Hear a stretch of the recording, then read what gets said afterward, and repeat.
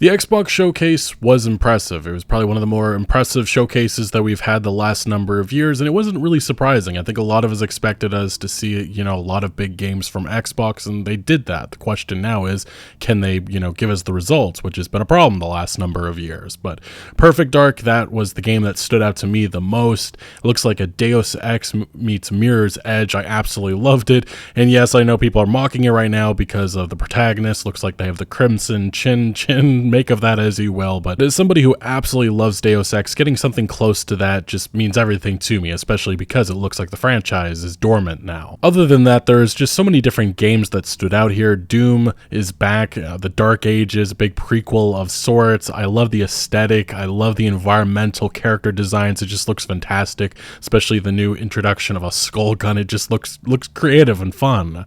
We also did see Fable. It looks absolutely stunning in terms of its graphics. They also gave the protagonist an upgrade. Still unclear if there's going to be character customization, something that they're not talking about yet, and some people are a little concerned about. But obviously, the game that ended the showcase and something that everybody's talking about, which I think was the right direction for the franchise, a prequel, taking Gears of War back to where everything started on E-Day, something that I was extremely shocked by. I really expected them to do a continuation of Gears 6, but no, they're going back, and I think that was the right approach, and it's something that I think people were even tearing up just seeing Marcus and Dom back. But there has been some question marks surrounding, what's going on with Gears of War, but we did see some clarity provided by the Coalition in this interview coming from Microsoft's website. It says, of course, this is not the end of other ongoing stories in the Gears series.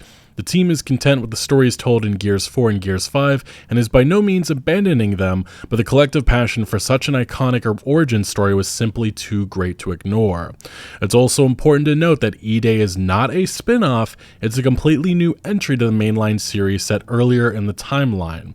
The events of the game not only serve as an exciting origin tale of two beloved characters, but it also adds detail and context to the period that will resonate through stories that will follow. In E-Day, the Locusts are not foes that our characters are accustomed to fighting. They are mysterious, formidable, and overwhelmingly an unforeseen horror that Marcus, Dom, and the rest of Sarah must learn to deal with before it's too late. Everything that happens in E-Day will shape the future of Gears of War for the better, and I am beyond ecstatic to see this whenever it does release. Now, Bethesda Game Studios also appeared during the showcase, and their announcements were not crazy. I guess a lot of people expected us to see some remasters, obviously because of those FTC leaks that happened last year. People are expecting maybe we'd hear some news on a Fallout 3 remaster or an Oblivion remaster. That did not happen. And so far, there hasn't really been any indication from any insider that those projects are still alive, so we'll see what happens with that in the future. But for the time being, Starfield remains in the spotlight as they announced their Shattered Spaces DLC,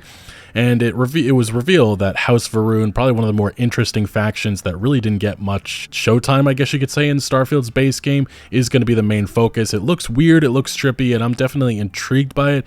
They also announced some new content that was releasing right when the showcase ended, and if you actually check the SteamDB charts, it doesn't look like it's really had an impact. I've spoken about this before, but this is the uphill battle that Bethesda faces. Starfield's negative reception is not something that can easily be changed, and I do think they need to knock it out of the ballpark with the Shattered Space DLC whenever it does release. And as of this moment, there's actually another very interesting Starfield conversation happening in regards to some of the new content that was introduced the other day.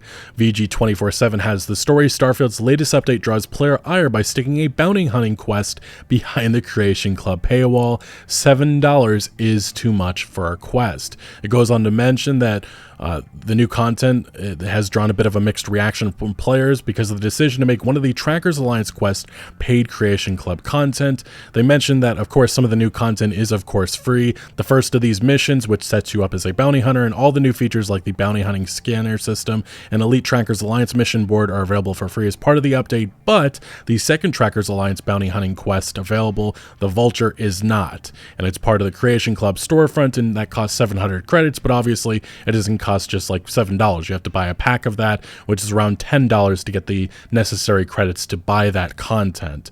And as you would expect, there are various Reddit posts right now upset about this, and rightfully. I mean, if you compare this to other single-player DLCs, expansions in the past, I mean, look at CDPR. They had a Hearts of Stone. I think they sold that for like $10 separately. All kinds of new weapons, items, storyline, quests, so much new content, $10. That is actual value in this industry. But obviously that was 10 years ago. But even Bethesda, Fallout 4, they sold Far Harbor for $25. And I just think $7 sets a dangerous precedent. I mean, we've seen this with Bethesda before with the whole horse armor years ago for like $2.50, and that has really brought upon the avalanche of monetization that we see nowadays.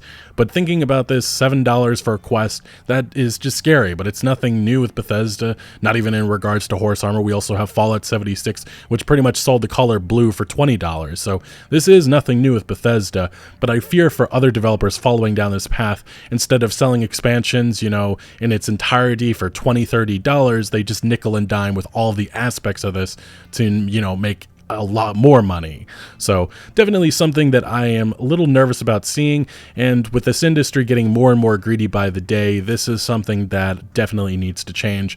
And I do hope that most gamers continue to push back on content like this and don't buy it at all. It's bad enough, in my opinion, that Call of Duty and various online multiplayer games are selling $100 skins and getting away with it. Now, besides first-party reveals, we also saw some big third-party ones. Specifically, we saw some new gameplay for MGS Delta. Still no release date, but it definitely looks really good, and I'm sure that this is catching the ire of somebody like Jeff Keighley, who just had Summer Game Fest, and it really was devoid of any big reveals, and it looks like the reason why is because they're all gobbled up by Microsoft and saved for their showcase, something that I'm sure Jeff wasn't too happy about. If there was one complaint that I could make about this overall showcase from Microsoft, and specifically on their games, it's the fact that we saw a lot of release windows and not a lot of release dates, especially for the games that are supposed to be coming out in 2024.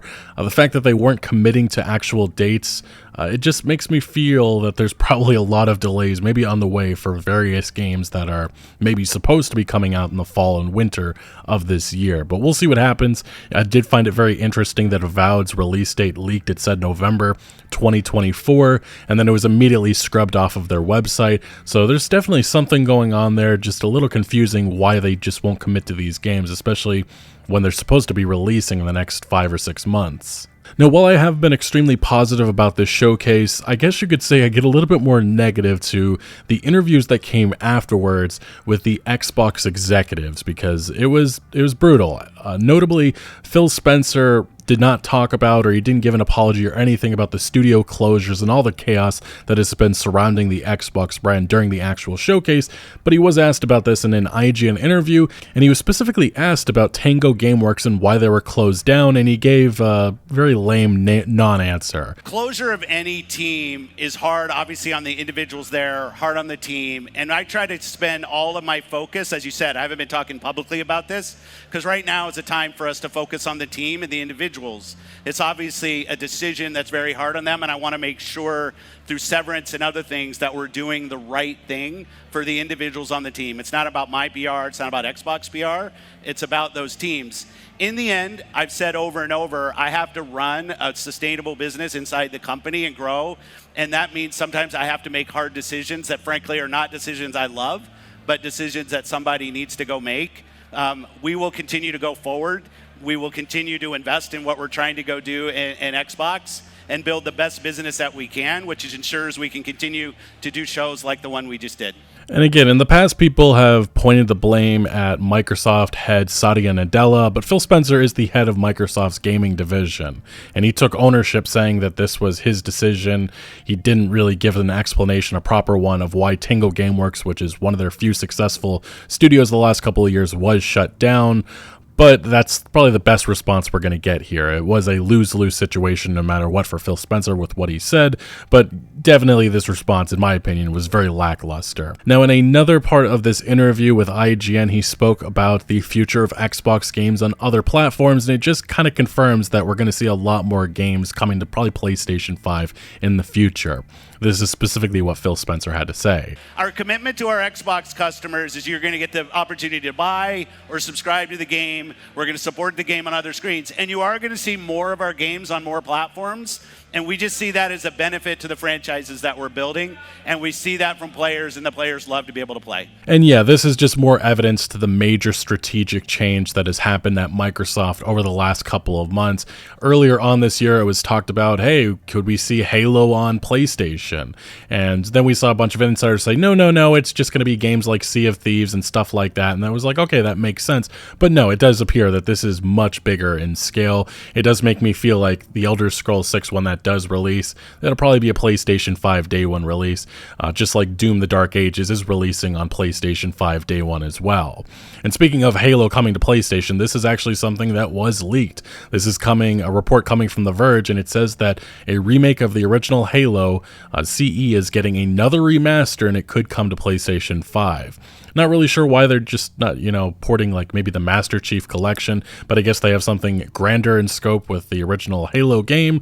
But yeah, apparently that is going to be on the way, coming to PlayStation 5 sometime in the future. First on PlayStation exclusivity has been something that was big for the last couple of years with Call of Duty. That has now come to an end. Years ago, that was actually the case with Xbox.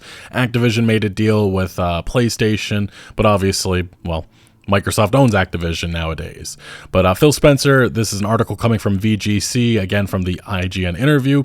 He says that Xbox aims with COD is to give players choice, not do slimy platform things. But it's important to remember that Xbox was certainly doing those about a decade ago during the 360 era. Call of Duty Black Ops 6 was revealed. It looks like there's some new sliding. Round-based zombies are back. There's a whole new campaign, which is going to be like a continuation of the Black Ops franchise.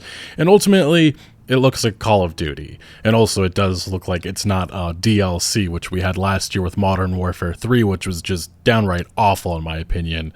And really the Modern Warfare franchise is so frustrating because the original was fantastic. The new one's just... Jesus Christ. But we did get some other news in regards to Black Ops 6, which got a lot of people a little upset. It's the fact that the game is going to be always online. This is just the thing with these modern games nowadays, including the campaign, and they blame it on continuous texture streaming, which I'm sure that is going to go a-okay. It's going to work totally as intended. And yes, right now the install size on Xbox shows that it has 309 gigabytes. Just Call of Duty Activision never beating those allegations of, taking up all the space so players just only play Call of Duty.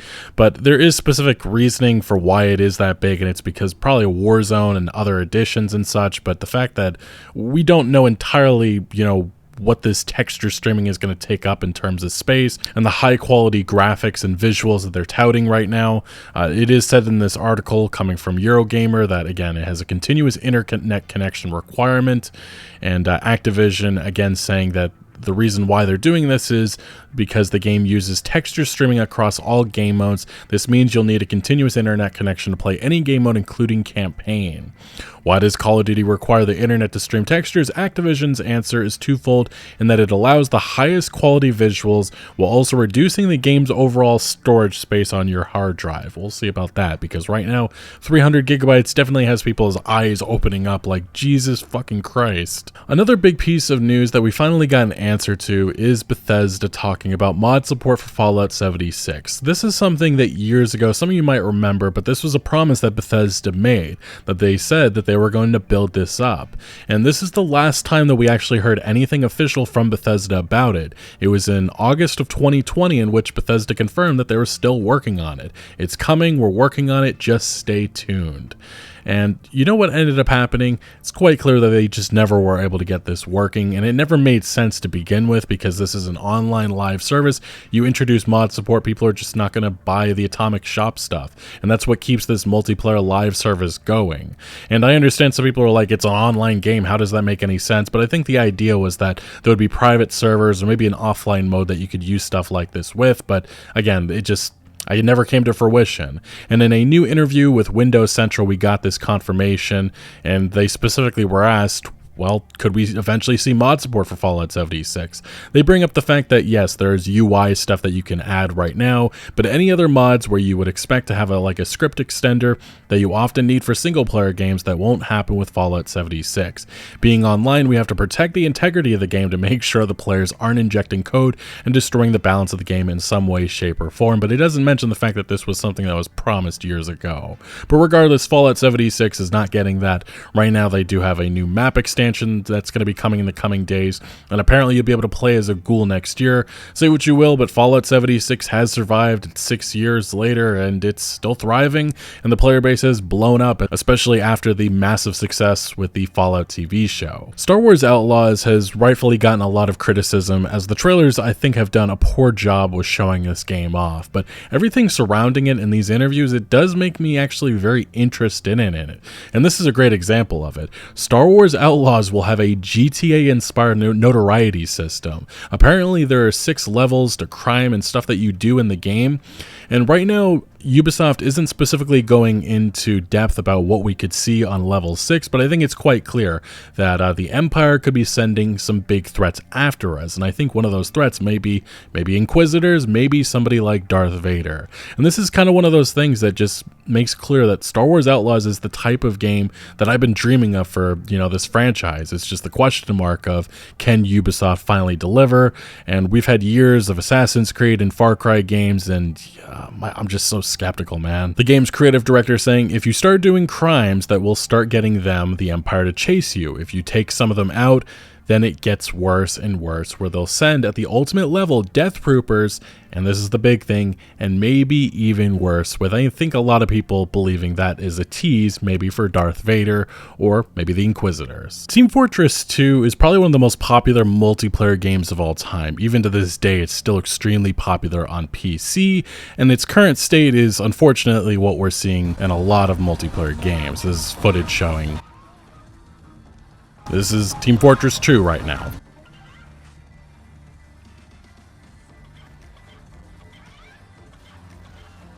Yeah, unfortunately, from Call of Duty to a lot of the popular multiplayer games that we played, a lot of the developers, publishers just abandoned support, and it's left to hackers overwhelmingly taking over, and they pretty much have free reign.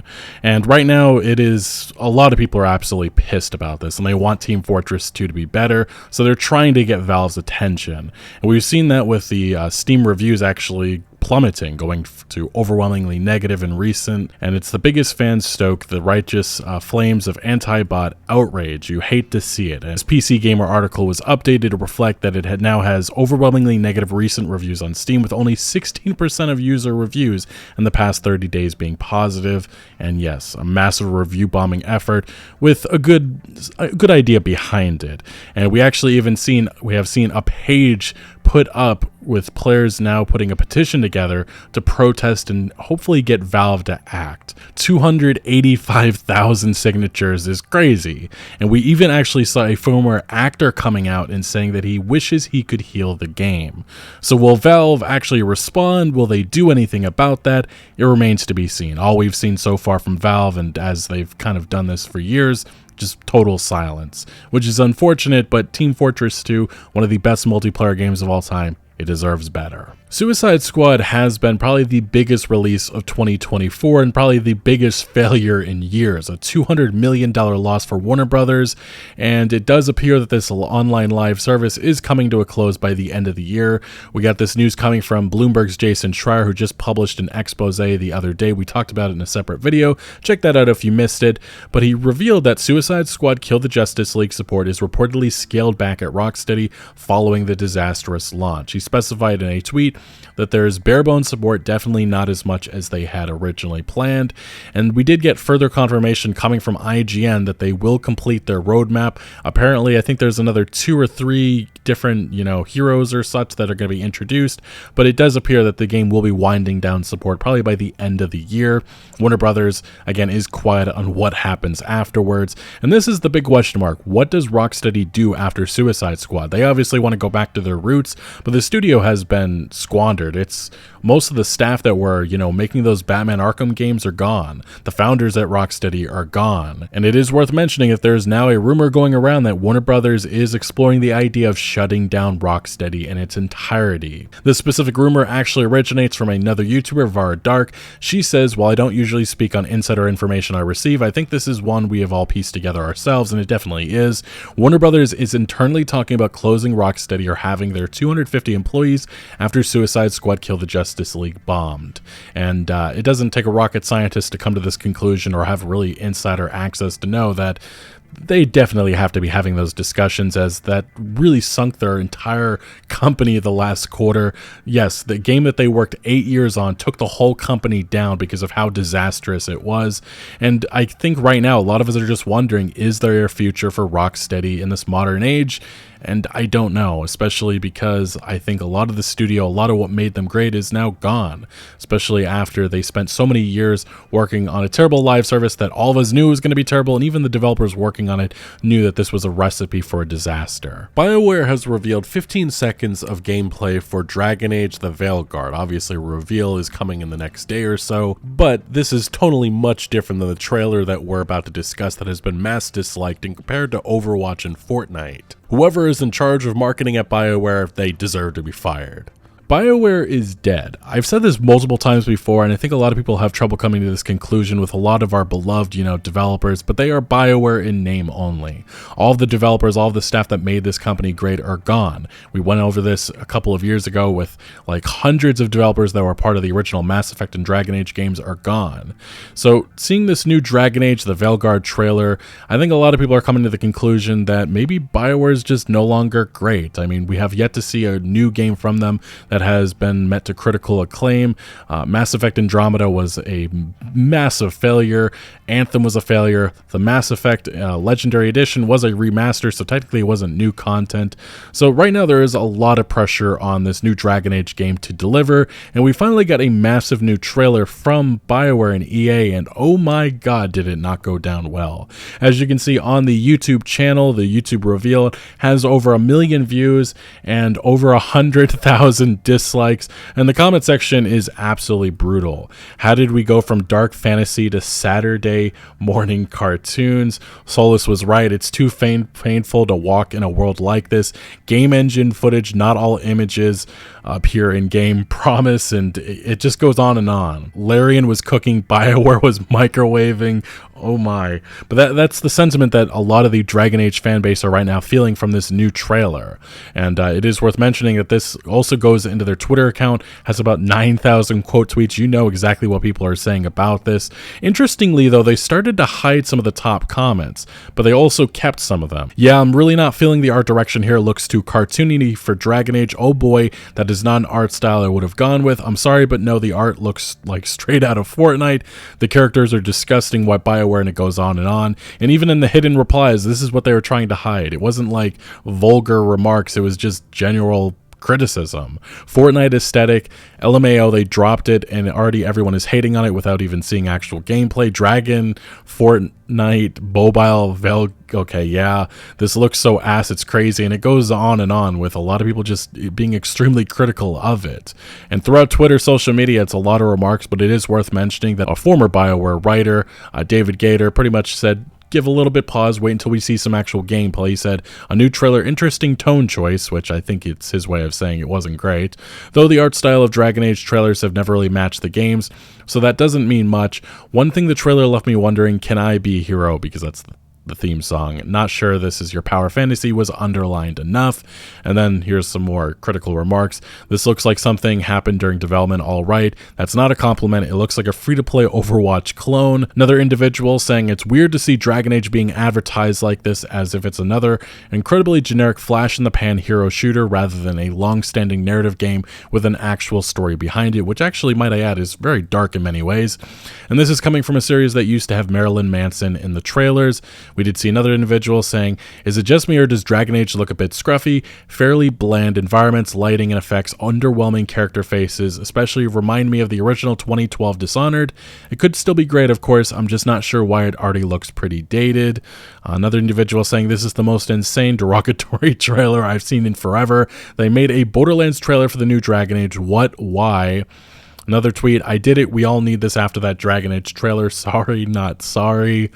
I'm sorry, but that's a face that feels 2 console generations out of date. I don't know what's going on with Dragon Age, but I'm actually confused about what's happening here. We even saw a PC Gamer article pretty much reflecting the same sentiment that we're seeing online. Is it just me, or do the newly revealed companions of Dragon Age The Veilguard look like they're in a hero shooter? Your party this time will include a detective, necromancer, and scout Harding, but I'm not sure their debut has set quite the right tone.